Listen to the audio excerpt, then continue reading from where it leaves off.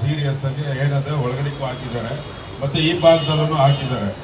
ಮಾತಾಡುವಾಗ ಏನು ಹೇಳ್ತಾ ಇದ್ರು, ಅವ್ರ ಮನೆಯವರು ಹೇಳ್ತಾ ಇದ್ರು, ಅಣ್ಣ ನಮ್ಮ ಹುಡುಗ ಈಗ ಇದಾಗಿದೆ, ಬೇಲೆ ಯಾವಾಗ ಸಿಗುತ್ತೆ, ಈ ಥರ ಎಲ್ಲ ನಾವು ಮಾತಾಡ್ತಾ ಇದ್ದಾರೆ, ಎಲ್ಲ ಒಟ್ಟಿಗೆ ಮಾಡ್ತಾ ಇದ್ದೀವಿ.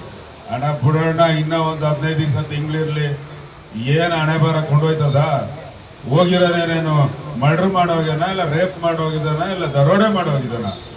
ನಮ್ಮ ನೀರಿನ ಹಕ್ಕನ್ನ ಕೇಳಲಿಕ್ಕೋಸ್ಕರ ಅನ್ಯಾಯವಾಗಿ ಕೇಸ್ ಹಾಕಿ ಒಳಗಡೆ ಹಾಕಿದ್ದಾರೆ. ಇರಲಿ, ನಾವೇನಾದ್ರೂ ಅದಕ್ಕೆ ಭಯ ಬಿಟ್ಟು ನಾವೇನಾದ್ರೂ ಲಿಂಕ್ ಏನಲ್ಲ ಬಿಟ್ಟುಕೊಟ್ರೆ ನಮ್ಮ ಮಕ್ಕಳು ಮೊಮ್ಮಕ್ಕಳು ಮುಂದಿನ ಕಾಲಕ್ಕೂ ನಾವು ಬದುಕಿದ್ರು ಸತ್ತಂಗೆ ನಾವು ಇರ್ಬೇಕಾಯ್ತದೆ. ಪರವಾಗಿಲ್ಲ ಅಣ್ಣ, ನೀವು ಯಾವಾಗಾದ್ರೂ ಕರೀರಿ, ಒಬ್ಬ ಮಗ ಒಳಗಡೆ ಇದ್ರೂ ಪರವಾಗಿಲ್ಲ, ನಾಳೆನೇ ಕರೀರಿ, ನಾವು ಬರ್ತೀವಿ ಅಂತ ಮಾತನ್ನ ಈ ಭಾಗದ ರೈತರುಗಳು ಹೇಳ್ತಾರೆ ಅಂತ ಅಂದ್ರೆ ಅದಕ್ಕೆ ಗೊತ್ತಾಗುತ್ತೆ ಅದು ಏನು ಎಂತ ನಾವೆಲ್ಲ ಯೋಚನೆ ಮಾಡಿರೋ ತರ ಇಲ್ಲ. ನಾವೆಲ್ಲ ಒಂದ್ ಕಡೆ ಭಯ ಇತ್ತು, ನಾಳೆ ಏನೋ ಹೋರಾಟಕ್ಕೆ ಇರುವಾಗ ನಾವೆಲ್ಲ ಯೋಚನೆ ಮಾಡ್ತಾ ಇದ್ವಿ, 144 ಹಾಕ್ಬಿಟ್ಟು ಏನೋ ಒಂದು ಕಟ್ಟ ಹಾಕ್ಬಿಟ್ರಲ್ಲ, ಏನೋ ರಾಜಕಾರಣ ಮಾಡ್ಬಿಟ್ರಲ್ಲ ಎಂತಪ್ಪ ಅಂತ ಸ್ವಲ್ಪ ಆತಂಕ ಇತ್ತು.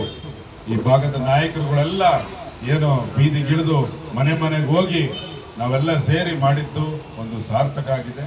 ಯಾಕೆಂದ್ರೆ ಈಗ ಯಾರೂ ಬಗ್ಗದಿಲ್ಲ, ನಾವ್ಯಾರು ಬೇಕಾಗಿಲ್ಲ. ಈ ತಾಲೂಕಿನ ರೈತರುಗಳು ಮುನ್ನುಗ್ಗುತ್ತಾರೆ, ಏನೇ ರಾಜಕಾರಣ ಮಾಡಲಿ.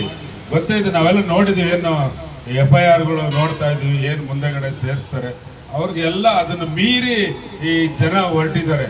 ಅಣ್ಣ ಬಿಡೋಣ, ಇನ್ನ ರಾಜಕೀಯ ಮಾಡಿ ನನ್ನೂ ಸೇರಿಸ್ಲಿ, ನಮ್ಮ ಅಪ್ಪನೂ ಸೇರ್ಲಿ, ಸತ್ತಿರ ನಮ್ಮ ತಾತನೂ ಸೇರಿಸ್ಲಿ, ನಾವು ಭಯ ಬೀಳಲ್ಲ ಅನ್ನೋ ಒಂದು ಪರಿಸ್ಥಿತಿಗೆ ನಮ್ಮ ಈ ತಾಲೂಕಿನ ಒಂದು ರೈತರುಗಳು ಬಂದಿದ್ದಾರೆ. ನಾವು ಇದನ್ನ ಅವ್ರ ಪರವಾಗಿ ನಾವು ಅವ್ರ ಹಿಂದೆ ಇದ್ರೆ ಸಾಕು, ನಾವೀಗ ನಾವು ಮುಂದೆ ಬೇಡ, ರೈತರಿದ್ರೆ ಸಾಕು, ಒಂದು ದೊಡ್ಡ ಅಲಿನೂ ಬಿಡೋದಿಲ್ಲ ಅಂತ ಖಂಡಿತ ಮುಂದಿನ ದಿನಗಳಲ್ಲಿ ಇದನ್ನ ನಾವು ಅವ್ರ ಮಂತ್ರಿಗಳು ಬರ್ತಾ ಇದ್ದಾರೆ. ದಯಮಾಡಿ ಎಲ್ಲರೂ ಅವತ್ತಿನ ಹೆಚ್ಚಿನ ಸಂಖ್ಯೆಯಲ್ಲಿ ಬರೋಣ. ಮನೇನು